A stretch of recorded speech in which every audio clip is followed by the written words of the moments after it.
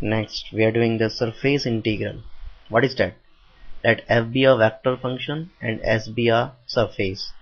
Then the surface integral of a vector s of the surface S is defined as the integral of component of vector f along the normal to the surface. इसका मतलब क्या है? हम इसको ऐसे भी निकाल सकते हैं, surface integral of f over s is given by the formula double integration along the surface S vector f dot n cap into ds. अब देखिए हमारे पास जो हमने ये फार्मूला लिखा है इसको समझाने के लिए कुछ फिगर बना के आपको बताते हैं. Say we have the surface this one S. ये क्या है मेरे पास? सरफेस S है. मैंने उसमें से छोटा सा एक पार्टिकल लिया. अब छोटा means that is we can write here ds. Okay, and this is the normal vector, that is n cap. Okay, and this is any vector f. देखिए इसने क्या कहा है? surface integral is defined as the integral of component of f along the normal to the surface. हम कर चुके हैं. देखिए कंपोनेंट हमें क्या निकालना है? कंपोनेंट ऑफ f निकालना है, जो कि क्या होगा? किसके? सरफेस S के नॉर्मल डायरेक्शन में. किसकी डायरेक्शन में? Normal direction. Normal means surface S के नॉर्मल डायरेक्शन में, उसका भी इंटीग्रल. तो यही देखिए ये हमें मिलेगा. वेयर नॉर्मल हम जानते हैं. अगर सरफेस हम कैसे निकाल सकते हैं unit normal vector n cap को? by using the formula grade of the vector f. okay, grade of the vector f divided by mod of the grade of the vector f.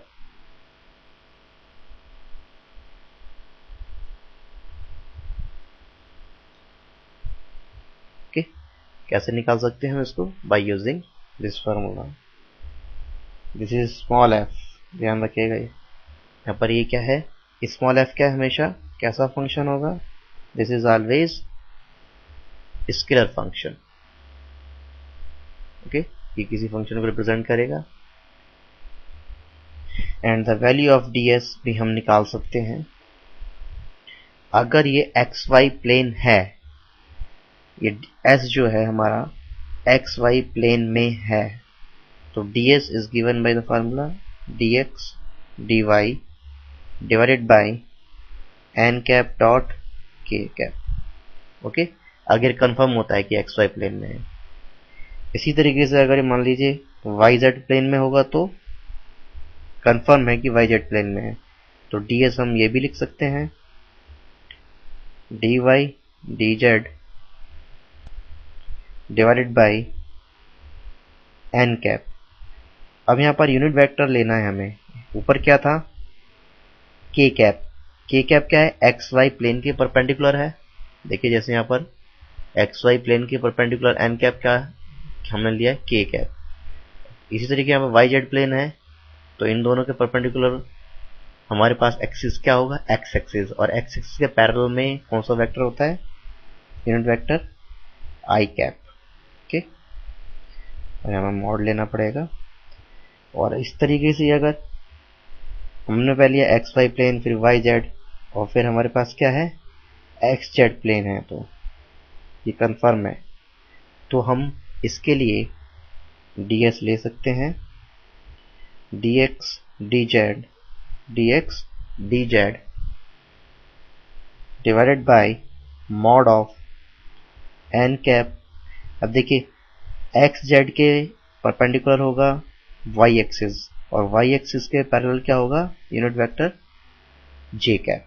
तो इस तरीके से हम ds को भी निकाल सकते हैं जब हमारे पास ये कंफर्म है कि सरफेस किस प्लेन में लाई करता है। So this is a surface integral. Next we have the topic volume integral. Let vector f be a vector function or vector point function and v be the volume enclosed by the closed surfaces. यानी v क्या है? Closed surfaces के द्वारा बनाया गया एक volume है। Then हम वॉल्यूम इंटीग्रल भी कैलकुलेट कर सकते हैं by using the formula. What we have? FdV. Okay, so this is the formula to getting the surface integral, नहीं वॉल्यूम इंटीग्रल, क्योंकि इसमें देखिए ट्रिपल इंटीग्रेशन है तो हमेशा किसको रिप्रेजेंट करेगा? ये वॉल्यूम को। ओके, तो इस फॉर्मूले से हम वॉल्यूम इंटीग्रल को कैलकुलेट कर सकते हैं। Now we are starting the very important topic, that is the Green's theorem, basically for plane.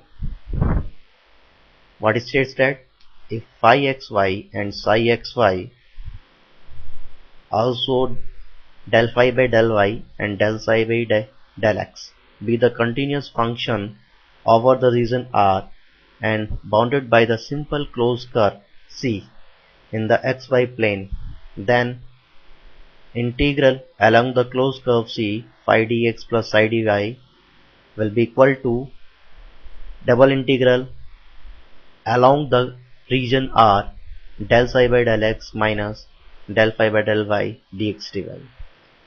तो ये हम रिलेशन कैलकुलेट कर सकते हैं। बेसिकली इसमें है क्या? लाइन इंटीग्रल का डबल इंटीग्रल से रिलेशन है। ग्रीन्स थ्योरम हम जब ये अप्लाई कर सकते हैं, सबसे पहली बात हमारे पास जो फंक्शन है वो हमेशा कैसा होना चाहिए? Phi d x plus psi d y की फॉर्म में हो, और फंक्शन के डेरिवेटिव मीन्स फर्स्ट डेरिवेटिव क्या होने चाहिए? कंटिन्यूअस। कंटिन्यूअस मीन्स उनकी डेफिनेट वैल्यू होगी। और दूसरी बात हमें जब ध्यान रखना है, जब हम क्वेश्चन में ये प्रूव करेंगे वेरीफाई द ग्रीन्स थ्योरम, तो हमें दोनों तरफ लेके चलना पड़ेगा। और अगर मैं केवल क्वेश्चन में ये गिवन है इवेल्युएट या find the value of the question, तो हमें केवल कोई भी एक साइड लेके चलें और उससे हम उसकी वैल्यू को कैलकुलेट करें। वेरिफिकेशन के लिए दोनों साइड लेके चलनी पड़ेंगी और इवेल्युएशन के लिए ओनली वन साइड।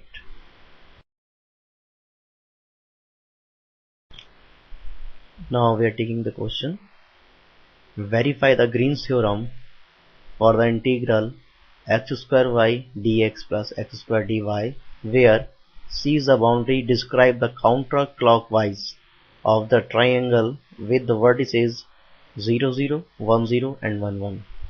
ओके, तो इसमें हमें देखिए क्या करना है, हमें इसमें ग्रीन्स थ्योरम को वेरीफाई करना है।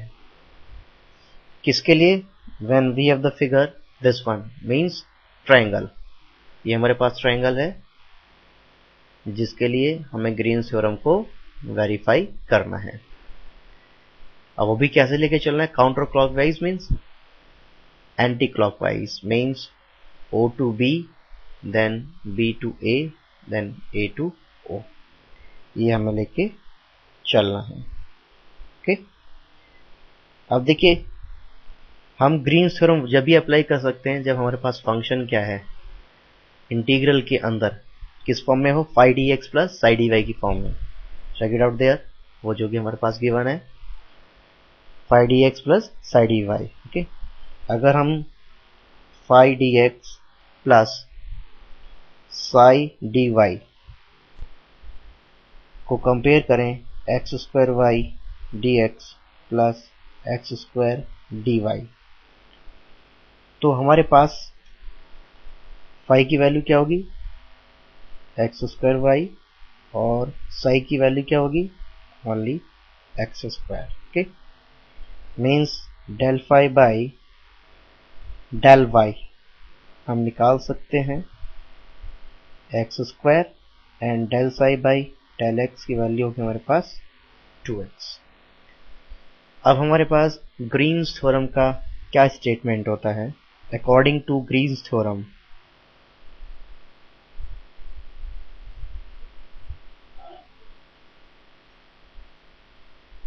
what we have,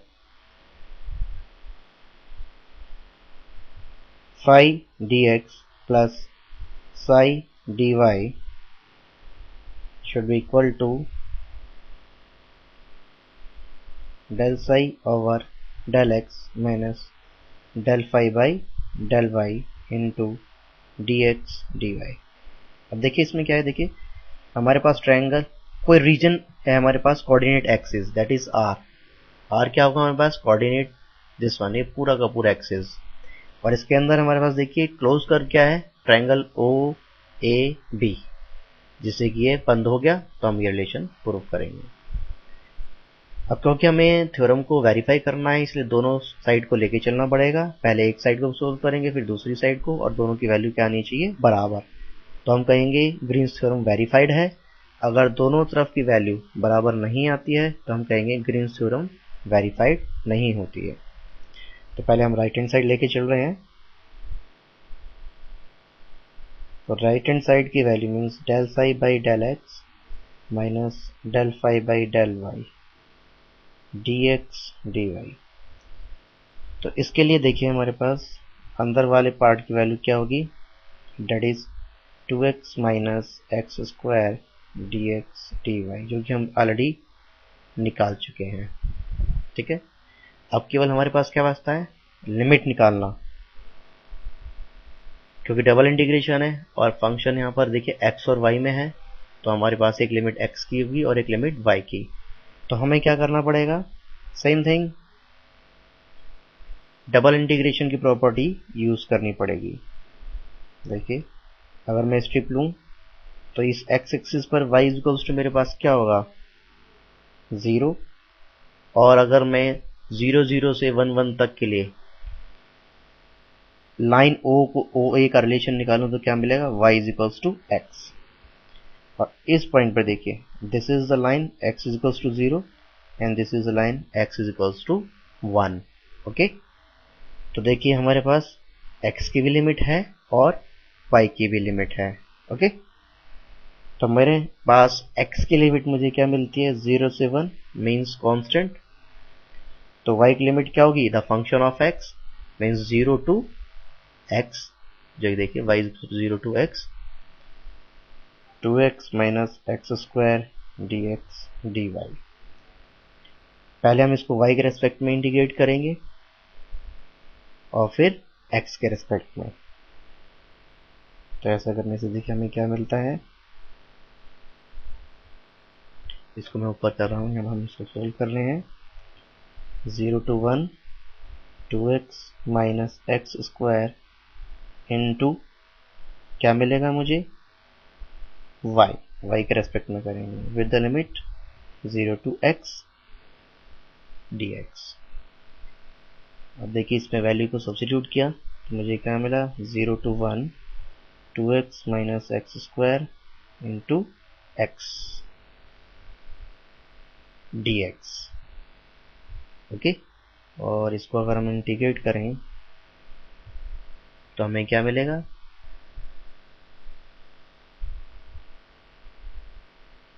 that is 2x cube by 3,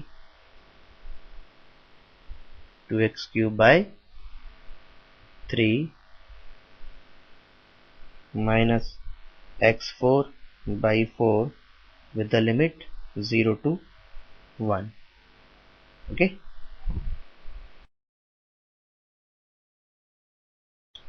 left hand side हमारे पास था डबल आर, ये हम वैल्यू ऑलरेडी हम कैलकुलेट कर चुके हैं। Del phi over del y और del psi by del x means direct लिख देते हैं 2x minus x square dx dy, और विद द लिमिट हमारे पास क्या थी? 0 to 1 0 to x 2x square minus x square dx dy। और इसकी वैल्यू को हमने सोल्व करके कहाँ तक ले आए थे हम इसको सोल्व करके? 2x³ by 3 minus x4/4 with the limit 0 to 1। और इसको हम अगर सोल्व कर लें तो 2/3 माइनस 1/4 डेट इज 5/12। तो एक तरफ हमने एक तरफ की वैल्यू को कैलकुलेट कर लिया, अब दूसरी तरफ की वैल्यू को निकालेंगे। Now I am taking the LHS। Okay, LHS मेरे पास क्या है? We have the LHS integral along the close curve that is the triangle. और ट्रायंगल क्या है मेरे पास? This is triangle C। C is the closed curve as a triangle। x² dy dx x² y dx plus x² dy। Okay, means this is OAB, x² y dx plus x² dy। क्योंकि triangle हमारे पास जो total C close curve means total integrable path जो मेरे पास है वो क्या है? Triangle OAB। और OAB किसका कॉम्बिनेशन है?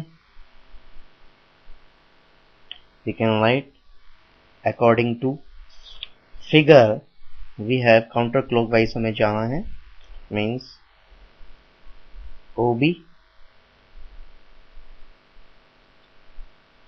x² y dx plus x² dy plus BO x² y dx plus x² dy, then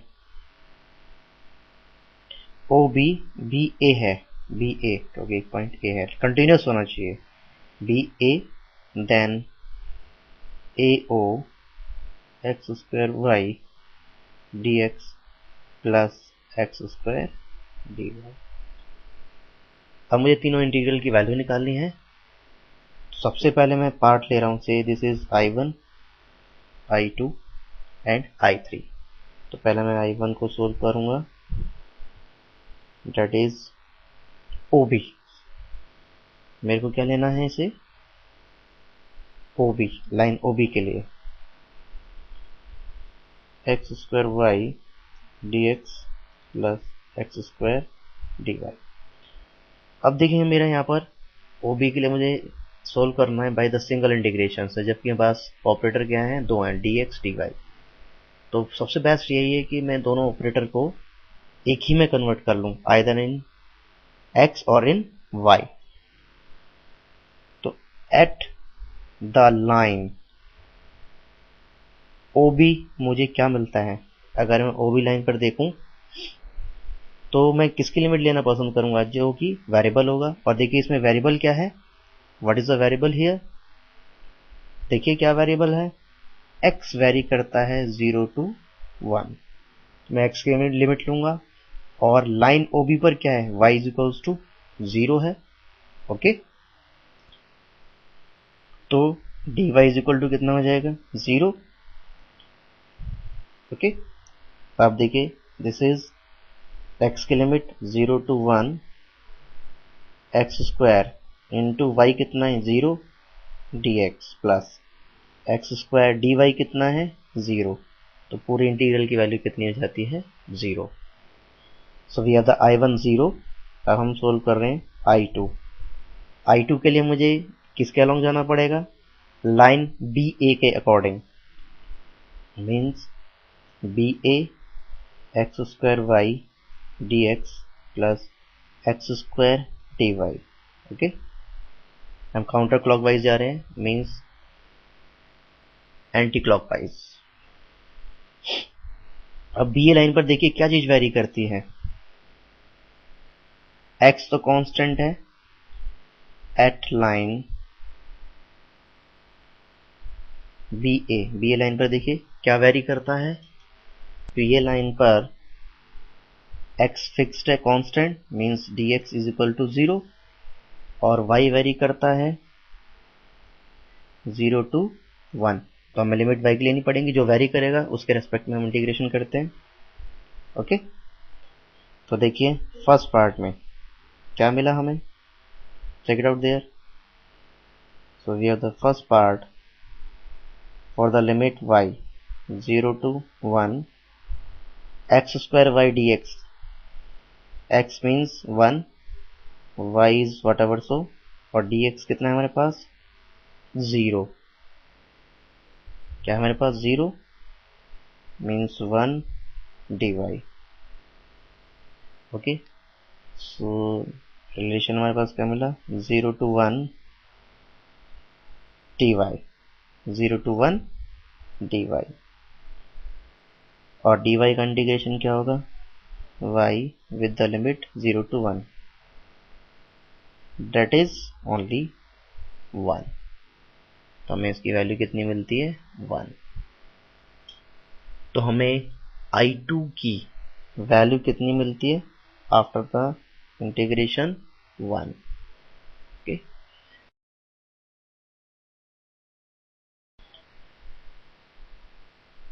अब हम सोल्व करेंगे I3 के लिए। I3 हमारे पास क्या है, we have the I3 means integral along the line AO, means AO और फंक्शन मेरे पास है x square y d x plus psi d y means, और साई की वैल्यू मेरे पास कितनी है यहाँ पर एक्स स्क्वायर डी वाई। अब हमें देखना है एट द लाइन ए ओ पर क्या क्या होता है। x और y दोनों वेरी कर रहे हैं, check it out. x vary करता है 1 to 0 और y भी वेरी करता है 1 to 0। ओके, ठीक है। और देखिए मेरे पास y और x में क्या रिलेशन है, y is equals to x means dy is equals to dx। तो I3 के लिए मैं x की भी लिमिट ले सकता हूँ और y की भी लिमिट ले सकता हूँ, क्योंकि दोनों ही वेरी कर रहे हैं। हम इसको x के रेस्पेक्ट में करेंगे, तो x की लिमिट क्या है 0 to 1। ओके, और देखिए अगर मैं x की लिमिट ले रहा हूँ तो सारा फंक्शन x में होना चाहिए, तब मैं इंटीग्रेट कर पाऊंगा। तो एक्स स्क्वायर इज x और y इज इक्वल्स टू क्या है x dx। इसी तरीके से एक्स स्क्वायर और dy की वैल्यू कितनी है dx। इसको अगर हम इंटीग्रेट करें तो हमें देखिए क्या मिलेगा, एक्स क्यूब dx है फंक्शन में और एक्स स्क्वायर dx। अब इसको हम इंटीग्रेट करें means x4/4 with the limit 1 to 0 है। हमें लिमिट क्या लेनी है 1 to 0, ध्यान रहे 1 to 0 उल्टा है 1 to 0 प्लस x3/3 1 to 0। तो देखिए पहले हम 0 रखेंगे तो 0 मिलेगा, और जब हम यहाँ पर क्या रखें 1 रखेंगे तो हमें क्या मिलेगा -1/4। इसी तरीके से हम जब अपर लिमिट 0 रखेंगे 0 और लोअर लिमिट रखेंगे तो -1/3। तो ये वैल्यू हमें मिली I3 के लिए। Now we have the value for C x square y d x plus x square d y. इसकी वैल्यू किसके बराबर है, triangle O B A x square y d x plus x square d y, और जो कि किसके बराबर है I1 plus I2 plus I3। Okay, हमारे पास I1 की वैल्यू कितनी है डेट इज 0, I2 की वैल्यू हमारे पास 1 और I3 की वैल्यू -1/4 -1/3। और इसको अगर हम सोल्व करें तो हमें कितना मिलता है 5/12। ओके, तो हमने क्या देखा, हमारे पास लेफ्ट हैंड साइड और राइट हैंड साइड दोनों क्या है, बराबर हैं, और दोनों की वैल्यू कितनी है, 5/12। ये इंडिकेट क्या करती है, indicate hence Green's theorem is verified. क्या होता है, ग्रीन्स थ्योरम क्या होती है, वेरीफाइड होती है।